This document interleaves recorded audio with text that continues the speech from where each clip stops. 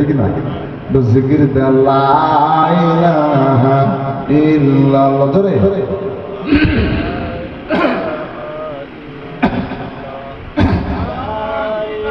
লা ইলাহা ইল্লাল্লাহ বলরে আমার মন, কালিমা পড়ো মুসলমান। তাওহীদ কালিমার কতই গুণ, মওতের সময় বুঝবে রে মুমিন। তাওহীদ কালিমার কতই গুণ, লা ইলাহা ইল্লাল্লাহ, ধরে ধরে লা ইলাহা ইল্লাল্লাহ, লা ইলাহা ইল্লাল্লাহ মুহাম্মাদুর রাসূলুল্লাহ সাল্লাল্লাহু। আল্লাহ পাক তার রাসূলের কাছে কোরআন নাযিল করলো। আল্লাহ পাক বলেন, ওগো নবী, সাতর মুড়ি দিয়ে শুয়ে থাকিলে হবে না, আপনি কোরআনের প্রচার করুন, কোরআনের দাওয়াত দেন। নবীজি কোরআনের দাওয়াত দেওয়া শুরু করলো। সর্বপ্রথম রাসূলের আপন চাচা আবু লাহাব আল্লাহর হাবিবের গায়ে পাথর মারলেন। আল্লাহ পাক বরদাস্ত করেন না, জিবরিল সাল্লাল্লাহু নাযিল করে দেন, তাব্বাত ইয়াদা আবি লাহাবিন ওয়া তাব, সূরা লাহাব নাযিল করে দিল। আল্লাহ পাক বলেন, আবু লাহাব জিহাদ দিয়ে আমার রাসূলকে পাথর মারলো, ডানা দিয়ে পাথর মেরেছে আর বাম হাতটা নাড়াচাড়া করে সহযোগিতা করেছে। আল্লাহ পাক বলল, আবু জাহেলের দুই হাত ধ্বংস হয়ে যাবে। আল্লাহ পাক বরদাস্ত করেন নাই। নবীজি বলে, আপনি দাওয়াত দিয়ে যান, আপনার প্রচার করার দায়িত্ব, কোরআনের দাওয়াত আপনি দিয়ে যান। কাফেররা বলল, হলো না, মুহাম্মাদের কাছে প্রস্তাবনামা পাঠানো হোক। ওকে মুহাম্মদ, তুমি থামো, তোমাদের সুন্দরী নারী লাগে নারী দেব, গাড়ি লাগে গাড়ি দেব, বাড়ি লাগে বাড়ি দেব, টাকা পয়সা যা লাগে সব দিয়ে দিব। যদি চিকিৎসার দরকার হয়, জেনে ধরে ভুক্তারে চিকিৎসার ব্যবস্থা করবো, তুমি বিরত হও। রাসূলুল্লাহ বলেন, দেখো তোমরা আমার এক হাতে চন্দ্র আর এক হাতে যদি সূর্য এনে দাও, আমি যে কাজে নিয়োজিত, আমি যে দিন প্রচার করছি, আমি এক বিন্দু পরিমাণ কিছু পাবো না। আমি আমার দায়িত্ব কোরআন প্রচার আমি করে যাব। والشمس وضحاها والقمر إذا تلاها والنهار إذا جلاها। কি মধুর কোরআন তেলাওয়াত! আল্লাহ রাসূলের জবানে কোরআন তেলাওয়াত শুনে মাথায় কাজ করে না। বলে, দেখো মুহাম্মদ তো কথা শোনে না, তাহলে এক কাজ করি, মুহাম্মদের তেলাওয়াত শোনাবো না। আমরা অঙ্গীকারবদ্ধ হয়ে গেলাম। নবীজি প্রতিদিন রাত্রে তাহাজ্জুদের নামাজে দাঁড়ায় যায়। যখন তেলাওয়াত শুরু করে, কাফেরদের ঘুম হয় না। আবু জেহেল, আবু সুফিয়ান, মুগীরা হাজির হয়ে গেল আগে আগে, রাসূলের কুটিরের পাশে হাজির হয়ে গেল।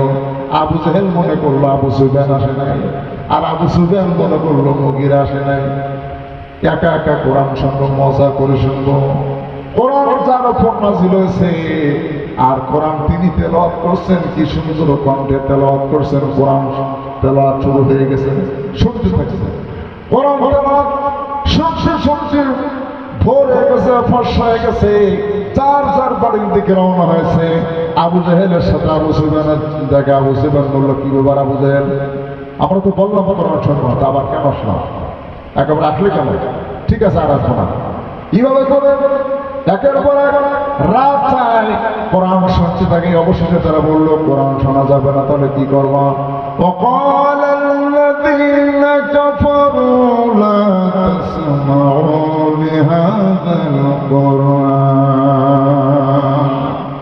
ওরা বললো, কোরআন শোনো না, কোরআন বলতে শোনা যাবে না, আইন পাশ করে দিল।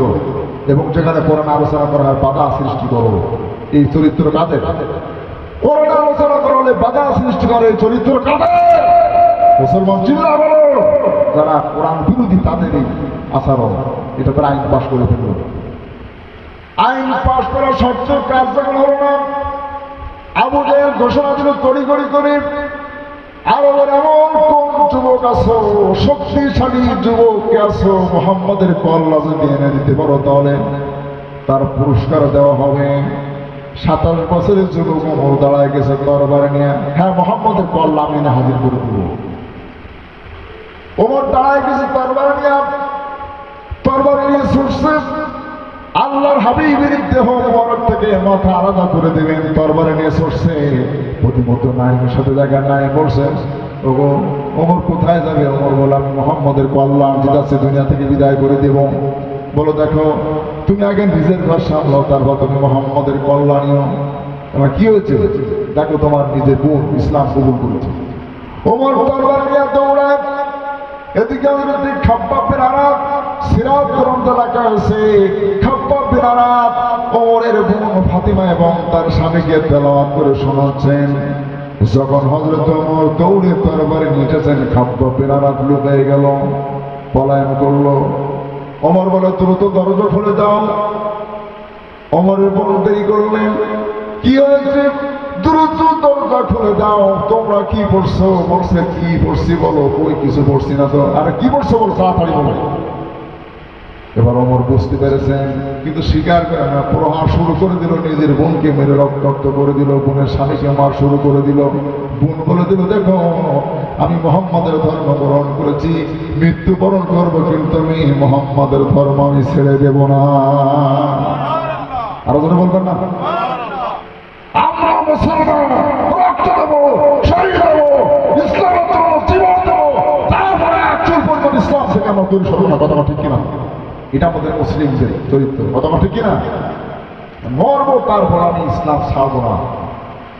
এই কথা শোনার পরে ওমরের মাথা বিগড়ে গেছে। এত মারার পরে প্রহার করার পরেও যে বেচারা মোহাম্মদের ধর্ম ছাড়তেছে না, কারণটা কি? কি পড়ছিল যাও। হযরত খাব্বাব বিন আরাত দ্রুত ঘরের মধ্য থেকে বেরে এসে বললে, গো আল্লাহর হাবিবের দোয়া তোমার জন্য কবুল হয়ে গেছে। রাসূলুল্লাহ দোয়া করছিলেন, আল্লাহ পাক এই মক্কা নগরীতে তুমি ওমর এবং আবু জাহেলের এই দুইজনের যে কোন একজনকে ইসলামের সাথে আস্থারা দিয়ে ইসলামকে শক্তিশালী করো। ওগো ওমর, আল্লাহর হাবিবের দোয়া তোমার জন্য কবুল হয়ে গেছে, মঞ্জুর হয়ে গেছে। হযরত ওমর বলে, তুমি তখন ইসলাম কবুল করেন নাই, বলো দ্রুত আমাকে মুহাম্মাদের কাছে নিয়ে চলো। কোথায় মুহাম্মদ আছে? হযরত ওমর তরবারি নিয়ে দৌড়াচ্ছে। সাহাবায়ে কেরাম পাশে আছে, হযরত আবু বকর আছেন, হামজা আছেন, অন্যান্য সাহাবায়ে কেরাম আছে। তারা বলছেন, ইয়া রাসূলুল্লাহ, হে ওমর তরবারি নিয়ে আসছেন।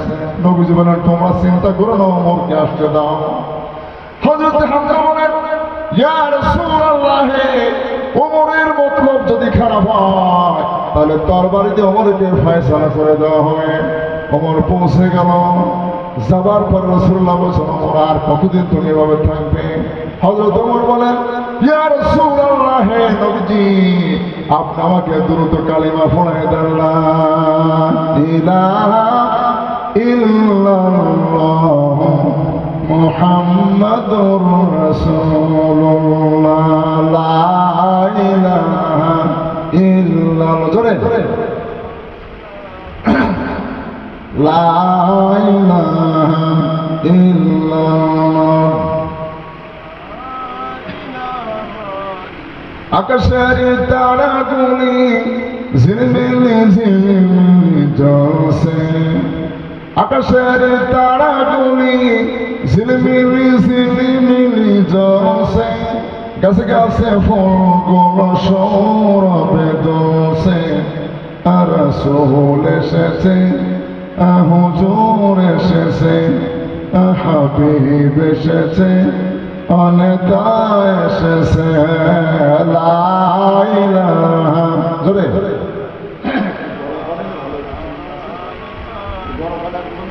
লা ইলাহা। আরব দেশে কবর পাশে, আরব দেশে কবর পাশে, মানবের সেরা মানব এসেছে, রাসূল এসেছে, হুজুর এসেছে, নেতা এসেছে, হাবিব এসেছে, লা ইলাহা জোরে লা ইলাহা ইল্লাল্লাহ, জোরে লা ইলাহা ইল্লাল্লাহ মুহাম্মাদুর রাসূলুল্লাহ সাল্লাল্লাহু। ওমর ইসলাম কবুল করার কারণে ইসলাম আরো শক্তিশালী হয়ে গেছে মুসলিমরা সেই সময়। ওমর বলছে আর রাসূলুল্লাহ আর লুকোচুরি নয়, প্রকাশ্য কাবার সাথে নামাজ হবে, সুবহানাল্লাহ বলবেন না? ওমর বলল দ্রুত আবু জাহলের কাছে গেল, বলছে আবু জাহল দেখো আমি ইসলাম কবুল করেছি, আজ থেকে মক্কা নগরীতে প্রকাশ্য ইসলামের কথা হবে, নামাজ হবে, কার ক্ষমতা আছে সামনে আসো। আল্লাহ রাব্বুল আলামিন তার হাবিবকে কোরআন প্রচারের দায়িত্ব দিলেন। কোরআনের কথা শোনার পরে, কোরআনের তেলাওয়াত শোনার পরে, কোরআন শোনার পরে ইসলাম কবুল করেছেন। ইসলাম কবুল করা শুরু হয়ে গেছে, ওমর ইসলাম কবুল করলো। নবীজি কোরআনের দাওয়াত দেওয়া শুরু করলেন, কিন্তু সহ্য হলো না। আবু জেহেল, আবু লাহাব, উতবা সাহেবরা সহ্য করতে পারলো না। আল্লাহর হাবিবের বিরুদ্ধে মহা ষড়যন্ত্র শুরু করে দিল। শিহাব আবি তালেবে গ্রেফতার করে ফেললেন, জেলখানায় বন্দী করা হয়ে গেল। ৩.৫ বছর জেল কাটলেন, মুক্তি পেয়ে গেলেন। কিন্তু রাসূলুল্লাহ মনে করলেন জেল থেকে যখন মুক্তি পেয়েছি একটু শান্তি থাকবো, কিন্তু আল্লাহর হাবিবের চাচা আবু তালেব রাসূলকে এত ভালোবেসেছে, মহব্বত করেছে, দুইটা ঢাল। আবু তালেব রাসূলুল্লাহকে এত ভালোবেসেছে, মহব্বত করেছে, রাতের পর রাত মুহাম্মদকে মুখের সাথে একই বিছানা জড়িয়ে বালক মুহাম্মদকে রেখেছে। সেই চাচা আবু তালেব মারা যাবেন, অসুস্থ হয়ে পড়েছেন। আবু তালেব অসুস্থ হয়ে পড়েছেন, রাসূলুল্লাহ বলছেন চাচা শুধু আপনি একটি বার বলেন লা ইলাহা ইল্লাল্লাহ, এই কথাটুকু যদি আপনি বলেন আমি আল্লাহর দরবারে আপনার ঈমানের সাক্ষ্য দেব। আবু জেহেল অন্য নেতারা উপস্থিত হয়ে গেছে, বলছে আবু তালেব মৃত্যুর সময় ২২ বছরের ধর্ম গ্রহণ করবে, তা হবে না। ও আবু তালেবের হবে না। আবু তালেব বলছে ভাতিজা আমি যদি এখন তোমার ধর্ম গ্রহণ করি তাহলে বলবে যে মৃত্যুর ভয় আবু তালেব ইসলাম কবুল করছে। রাসূলুল্লাহ চাচা আপনাকে লা ইলাহা ইল্লাল্লাহ মুহাম্মাদুর রাসূলুল্লাহ বলা, এখন শুধু আপনি লা ইলাহা ইল্লাল্লাহ এতটুকু বলেন। একান্ত আপনজনেরা দেখেন আবু তালেব কত ভালোবাসেছে, রাসূলকে মহব্বত করেছে, ভালোবাসে, কিন্তু আবু তালেবের নসিবে জান্নাত হয় নাই। কেন হয় নাই? রাসূলের আদর্শ গ্রহণ করে নাই, রাসূলের আদর্শ গ্রহণ করে নাই। বৈবাহিক জীবনে, সামাজিক জীবনে, অর্থনৈতিক জীবনে, পারিবারিক জীবনে রাসূলের আদর্শ গ্রহণ করে না, অনুকরণ অনুসরণ করে নাই, বাস্তবায়ন করে নাই, শুধু মুখে মুখে ভালোবেসেছে। কিন্তু আবু তালেবের নসিবে কালিমা হয় নাই। আবু তালেব দুনিয়া থেকে বিদায় নিল, কিন্তু আবু তালেবের নসিবে জান্নাত হয় নাই। হয়েছে? হয় না। আপনি আমি শুধু যে মুহাম্মদ সাল্লাল্লাহু আলাইহি ওয়াসাল্লামের উম্মত দাবি করবো আর মুহাম্মদের অনুকরণ অনুসরণ করবো না, আদর্শ গ্রহণ করবো না, জান্নাত কি পাওয়া যাবে? যাবে না। আবু তালেব বিদায় হয়ে গেল, আল্লাহর হাবিবের প্রিয়তম স্ত্রী খাদিজাও বিদায় হয়ে গেল। আবু তালেব বিদায় হয়ে গেল, খাদিজাও বিদায় হয়ে গেল। রাসূলুল্লাহর দুইটা ঢাল চলে গেল। খাদিজার ইন্তেকালের পরে আল্লাহর হাবিবের খাদিজার কথা মনে পড়ে। খাদিজা কথা মনে পড়ে, স্মৃতিতে রাসূল ভুলতে পারেন না। আল্লাহর হাবিবের বাড়িতে যদি পশু জবাই হতো, নবীজি পশুর গোশতগুলো নিয়ে খাদিজার বান্ধবীর বাসায় পৌঁছে দিত। মা আয়েশা সিদ্দিকা বলেন, যেহেতু আমি খাদিজাকে দেখি নাই, তারপর আমার রাগ হতো। আমি রাসূলকে বলে রাসূল রাগ করতেন। রাসূলুল্লাহ বলতেন, ওগো আয়েশা, আল্লাহ পাক খাদিজার প্রতি আমার অন্তরে মহব্বত ভালোবাসা পয়দা করে দিয়েছে। চলো বলবেন না? আল্লাহর নবী বলেন, সিরাত গ্রন্থে লেখা হয়েছে খাদিজার ওফাতের পর খাদিজার উপর হালা এসেছে। রসুল বলছেন, হালা তুমি এসেছো? খাদিজার বোনের কণ্ঠস্বর শুনে রসুল বলছেন যে, হালা তুমি এসেছো? খাদিজার কথা মনে পড়ে গেছে। মা আয়েশা সিদ্দিকা বলেন, ইয়া রাসূলুল্লাহ, একজন বৃদ্ধা মেয়ে লোক মারা গেছে, অনেকদিন হয়ে গেছে, কিন্তু তার কথা আপনি বারবার কেন আপনি মনে করেন? আসলে স্ত্রী ভালো হয় রে, স্ত্রী যদি মারা যায় স্বামী বারবার মনে করে। কথা বলে ঠিক কিনা? কথা ঠিক কিনা? স্ত্রী, স্বামী স্ত্রীর মহব্বত আছে, জান্নাতি মহব্বত। কথা বলে ঠিক কিনা? কিন্তু আছে এমন স্ত্রী আছে স্বামীকে মহব্বত করে না, ভালোবাসে না, বাইপাস লাইন করে। কি কথা বলছে নাকি? ওয়াজ করবে কি লোক নেই, জন নেই, আর আমি দেখা আপনারা বসেছেন। আর ওয়াজ তো ওয়াজ লোকজন হলে একরকম, না থাকে আপনারা। কি কথাটা ঠিক কিনা? আল্লাহর হাবিব বলেন, তুমি এমন কথা বলবা। আসলে রাসূলুল্লাহ, একজন বৃদ্ধা মেয়ে লোক মারা গেছে, বারবার তার কথা আপনি মনে করেন, কিন্তু তার থেকে সুন্দরী মহিলা, সুন্দরী স্ত্রীকে আপনি পান নাই। নবী আয়েশা না, কখনো না। ও আয়েশা, যখন সবাই আমাকে প্রত্যাখ্যান করেছিল, নবী বলে নেই, তখন খাদিজা আমাকে গ্রহণ করেছিল। ও আয়েশা, যখন সকলে কাফের ছিল, খাদিজা তখন মুসলমান ছিল। ও আয়েশা, কাফেররা আমাকে এত কষ্ট দিয়েছে, নির্যাতন দিয়েছে, আর খাদিজা আমাকে সান্ত্বনা দিয়েছে। আরো জোরে বলবেন না? ও আয়েশা, আমার কথা বলো না। আল্লাহ পাক খাদিজার প্রতি আমার অন্তরে মহব্বত, ভালোবাসা পয়দা করে দিয়েছে, যার ব্যাপারে স্বয়ং জিবরিল এসে আমাকে বলেছে, আল্লাহ পাক খাদিজারে সালাম দিছে। আর জোরে বলবেন না? এজন্য মা বোনরা আমার, আল্লাহ বলেছে, যদি কোনো মহিলা তার স্বামীর সন্তুষ্টিতে মারা যায়, ওই মহিলাকে আল্লাহ পাক জান্নাত দিয়ে দিবে। যদি কোনো মহিলা স্বামীর সন্তুষ্টিতে মারা যায়, তাহলে জান্নাত দিয়ে দিবে। পাহাড়ি এলাকা থেকে বিশাল একটা উট এসে আল্লাহ নবীর কদম মোবারকে সিজদা দিল, চুমু দিল। সাহাবায়ে কেরাম বলেন, ইয়া রাসূলুল্লাহ, আপনি আমাকে অনুমতি দেন, আমাদের অনুমতি দেন, আমরা আপনার কদম মোবারকে চুমু দিব, সিজদা দিব। নবী জানালেন, সাহাবীরা শোনো, মানুষের যদি সিজদা করার অনুমতি থাকতো, তাহলে আমি নবী অনুমতি দিতাম, নিশ্চয় স্ত্রীরা যেন তার স্বামীকে সিজদা দেন। কেমন সম্মান দিয়েছে ইসলাম স্বামী স্ত্রী। আবার স্বামীকে সতর্ক করা হচ্ছে, খবরদার স্ত্রীকে দাসীর মতো বিদায় না। সমাজ এমন আছে, যৌতুকের টাকাকে কেন্দ্র করে মহিলাকে, স্ত্রীকে বাপের বাড়ি ঘাট ধরে পাঠায় দেয়। আছে কিনা?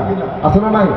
পত্রিকা খুললে দেখা যায় যৌতুকের দাবিকে কেন্দ্র করে স্ত্রীকে হত্যা করা হচ্ছে। কথাটা ঠিক কিনা?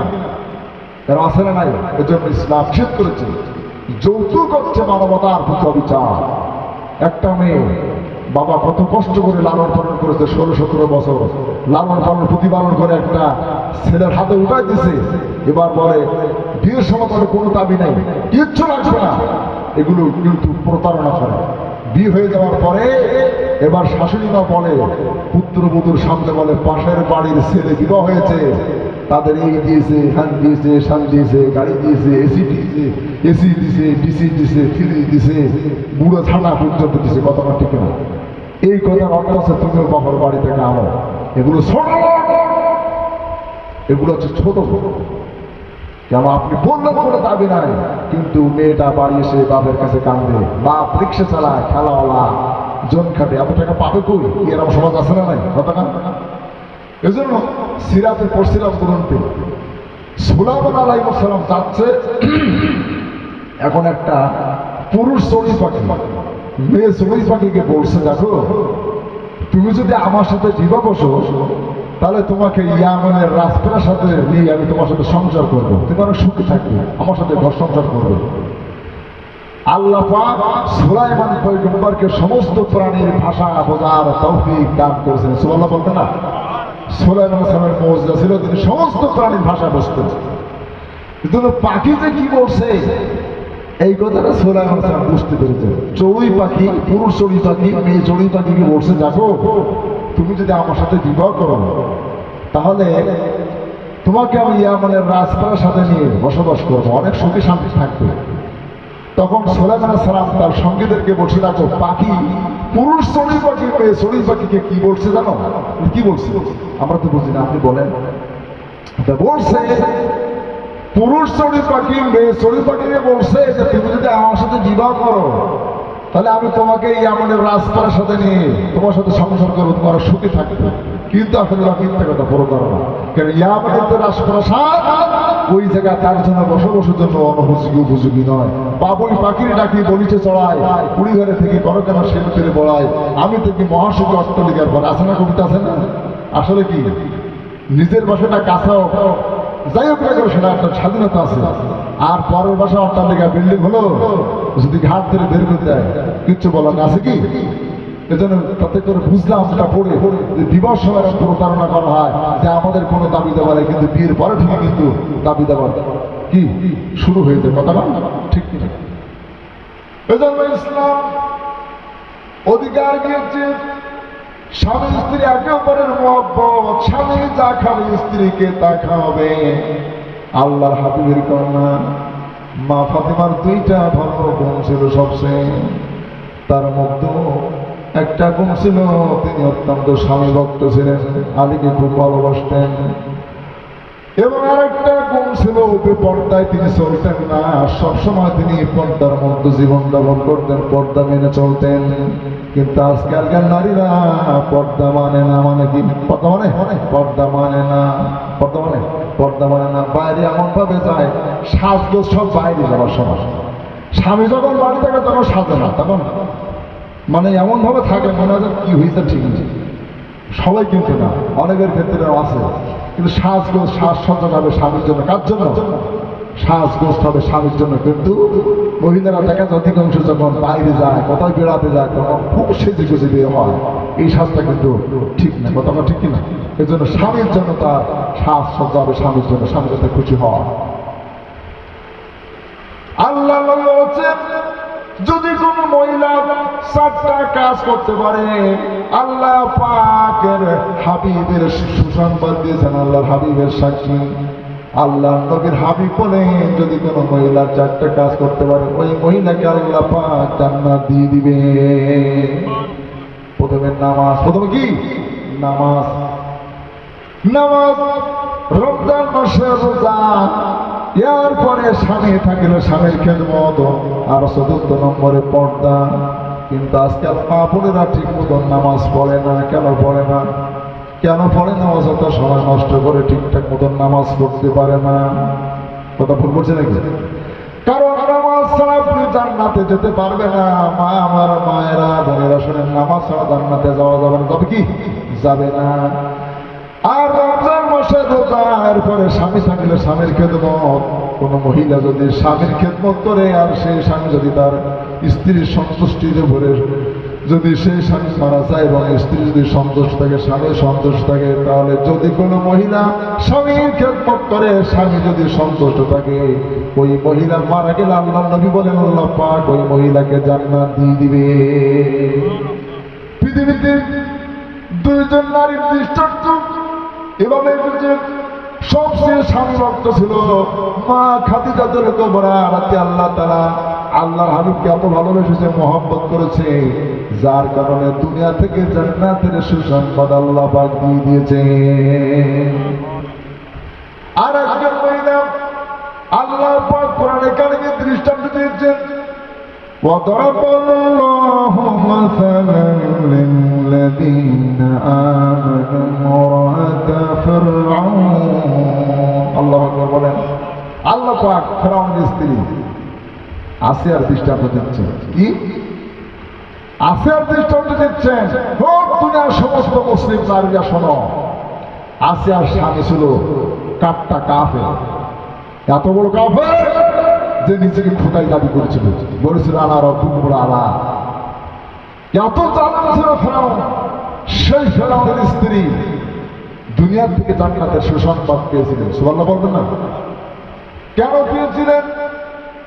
আসিয়া এত স্বামী ভক্ত ছিল, ফেরাউন এত নির্যাতন করেছে, নিপীড়ন করেছে, দুনিয়া থেকে বিদায় করেছে, তারপর আসিয়া ফেরাউনের জন্য কোনোদিন বরদোয়া করে নাই।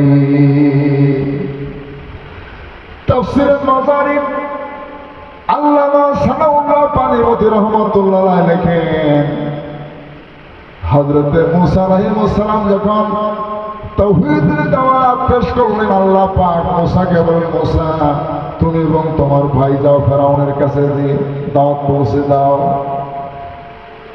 দাওয়াতটা হয়ে গেল। ফেরাউন বলল, মুসা তুমি তো বড় জাদুকর, জাদুর লড়াই হবে। আল্লাহ বলেন, ওয়ালাকাদ আরসালনা মূসা বিআয়াতিনা ওয়া সুলতানিন মুবিন ইলা ফিরআউন ওয়া হামান ওয়া কারুন।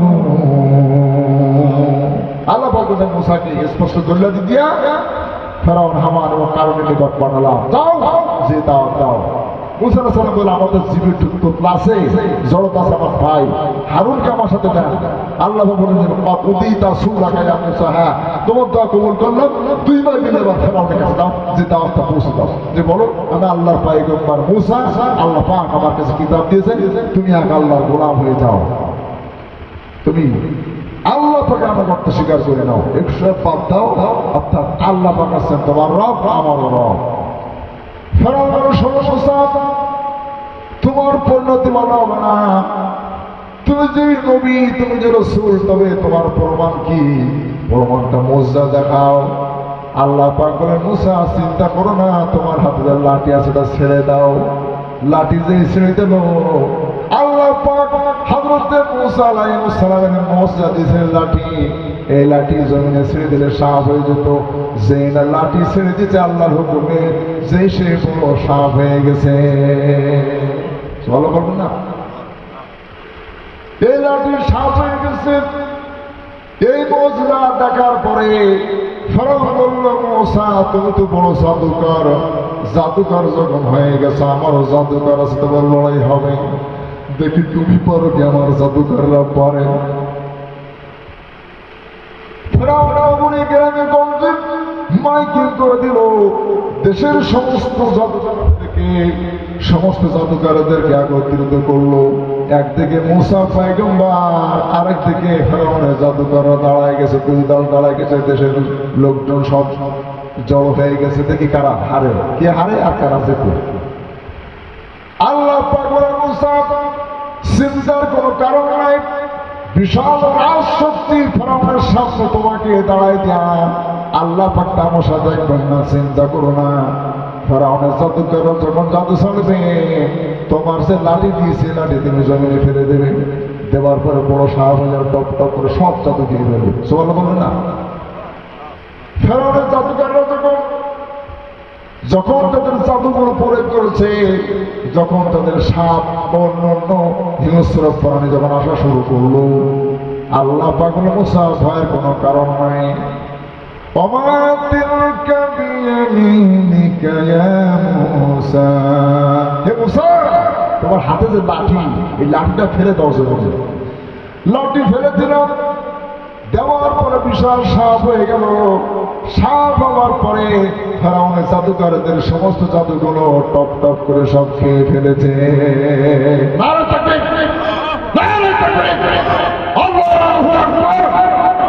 ক্ষমতাকার বলেন, ক্ষমতাকার মহান আল্লাহ পাকের ক্ষমতা, তার ক্ষমতার সাথে ক্ষমতা বলে আপনি চিন্তা করতে পারছেন যে বিশাল একদিকে রাজ শক্তি ফেরাউন, আর একদিকে মুসার সাথে লাঠি নিয়ে দাঁড়িয়ে আছে।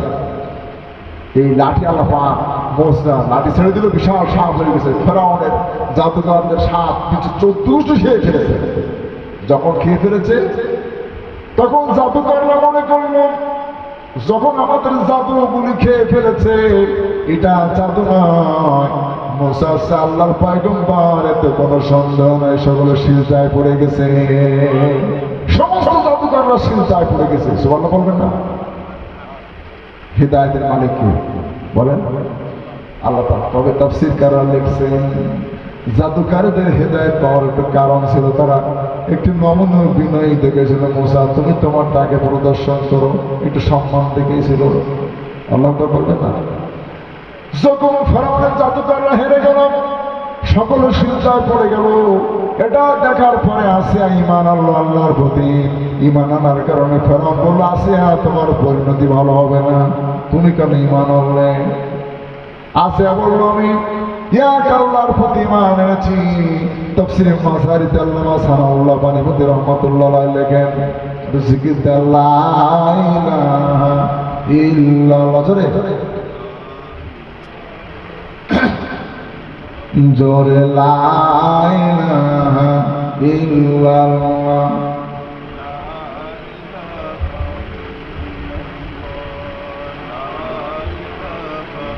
লা ইলাহা ইল্লাল্লাহ মুহাম্মাদুর রাসূলুল্লাহ সাল্লাল্লাহু। কি কথা বুঝতে পারছেন? মানে যা বলছি তা বুঝতে পারছেন তো? লোকজন ধরে কি বলবো, যাই বলে আপনারা শুনতে থাকেন।